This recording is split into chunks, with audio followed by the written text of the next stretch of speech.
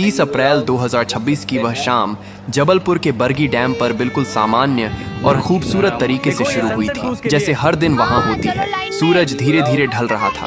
नर्मदा नदी का पानी सुनहरी रोशनी में चमक रहा था।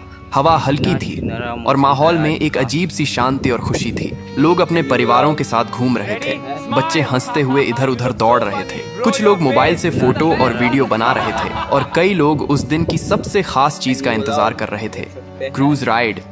वह बड़ी मोटर बोट जो लोगों को नदी के बीच लेकर जाती है ताकि वे प्रकृति के बीच कुछ पल शांति से बिता सकें। लगभग शाम के 5 बजे के आसपास लोग धीरे धीरे उस नाव में चढ़ने लगे। कोई अपने दोस्तों के साथ था, कोई परिवार के साथ, कोई अपने छोटे बच्चों को गोद में लेकर चढ़ रहा था। एक माँ अपने लगभग 3 साल के बच्चे को सीने से लगाए हुए थी।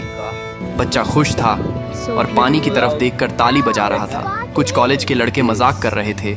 एक नवविवाहित जोड़ा हाथ पकड़े बैठा था। Every moment with you is I love you. कुछ बुजुर्ग शांत बैठे थे। Yes, much better. Thank you. कुल मिलाकर करीब 30 से 31 लोग उस नाव में सवार हुए। नाव के कर्मचारियों ने जल्दी जल्दी लोगों को बैठाया। कुछ लोगों ने सुरक्षा को लेकर सवाल किया कि लाइफ जैकेट कहाँ है। कुछ को जैकेट दी गई, लेकिन कई लोगों को नहीं मिली और कर्मचारियों ने यह कहकर बात को टाल दिया और रोज की तरह ही यह यात्रा भी सामान्य होगी। उस समय किसी को अंदाजा नहीं था कि यही छोटी सी लापरवाही कुछ ही देर में कितनी बड़ी त्रासदी में बदलने वाली है। नाव धीरे धीरे किनारे से दूर जाने लगी। इंजन की आवाज हल्की थी। पानी पर हल्की लहरें बन रही थीं। लोग खुश थे। कोई सेल्फी ले रहा था, कोई वीडियो बना रहा था। बच्चे पानी को देखकर खुश हो रहे थे। कुछ लोग गाने गा रहे थे। माहौल बिल्कुल एक पिकनिक जैसा था। लेकिन जैसे जैसे नाव आगे बढ़ी, आसमान का रंग धीरे धीरे बदलने लगा। दूर कहीं काले बादल दिखाई देने लगे। हवा थोड़ी तेज हो गई। शुरू में किसी ने ज्यादा ध्यान नहीं दिया, क्योंकि अक्सर ऐसा मौसम आता है और चला जाता है। लेकिन कुछ ही मिनटों में हवा की रफ्तार बढ़ने लगी। पानी में हलचल तेज हो गई। नाव हल्की हल्की डोलने लगी। कुछ लोगों ने चिंता जताई और कर्मचारियों से कहा कि शायद वापस लौटना चाहिए, लेकिन जवाब मिला कि यह सामान्य है और डरने की कोई बात नहीं है। यह वही पल था जहां अगर फैसला बदल जाता तो शायद कहानी भी बदल जाती। लेकिन नाव आगे बढ़ती रही। अब हवा और तेज हो चुकी थी। लहरें ऊंची उठने लगी थी। नाव अब पहले से ज्यादा हिल रही थी। लोगों के चेहरों पर मुस्कान की जगह डर आने लगा था। बच्चों ने रोना शुरू कर दिया था। महिलाएं भगवान का नाम लेने लगी थीं। कुछ लोग खड़े होकर संतुलन बनाने की कोशिश कर रहे थे। तभी अचानक एक तेज झोंका आया और नाव एक तरफ जोर से झुकी। लोग चीख उठे। कुछ लोग गिर पड़े। पानी नाव के अंदर आने लगा। माहौल अब पूरी तरह डर में बदल चुका था। लोग चिल्ला रहे थे, लेकिन अब बहुत देर हो चुकी थी। अचानक एक और बड़ी लहर आई और नाव का संतुलन पूरी तरह बिगड़ गया। कुछ ही सेकंड में वह पल आया जिसे कोई कभी भूल नहीं पाएगा। नाव पलट गई और सब कुछ पानी में चला गया। एक पल पहले जो लोग हंस रहे थे, अगले ही पल वे खुद को गहरे पानी में पाते हैं। चारों तरफ चीखें, पानी और अफरा तफरी थी। कोई किसी को पकड़ने की कोशिश कर रहा था, कोई तैरने की कोशिश कर रहा था। कई लोगों को तैरना नहीं आता था। कुछ लोग लाइफ जैकेट के सहारे ऊपर रहने की कोशिश कर रहे थे। वह माँ जिसने अपने बच्चे को सीने से लगाया हुआ था, पानी में गिरते ही उसने अपने बच्चे को और कसकर पकड़ लिया।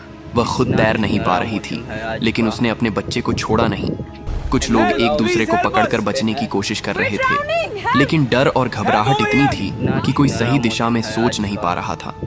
इस बीच किनारे पर मौजूद कुछ लोगों ने शोर सुना और तुरंत मदद के लिए दौड़े। पुलिस और रेस्क्यू टीम को सूचना दी गई। कुछ ही देर में बचाव कार्य शुरू हुआ। नावें भेजी गईं। लोगों को पानी से निकालने की कोशिश की गई।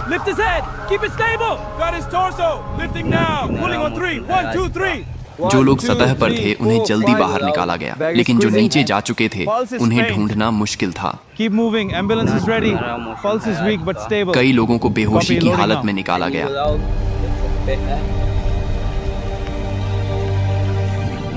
लेकिन कुछ लोगों को बचाया नहीं जा सका। धीरे धीरे यह साफ होने लगा कि यह सिर्फ एक हादसा नहीं बल्कि एक बड़ी त्रासदी बन चुका है। अस्पताल के बाहर परिवारों की भीड़ जमा हो गई। हर कोई अपने अपने लोगों के बारे में पूछ रहा था। किसी का बेटा अंदर था।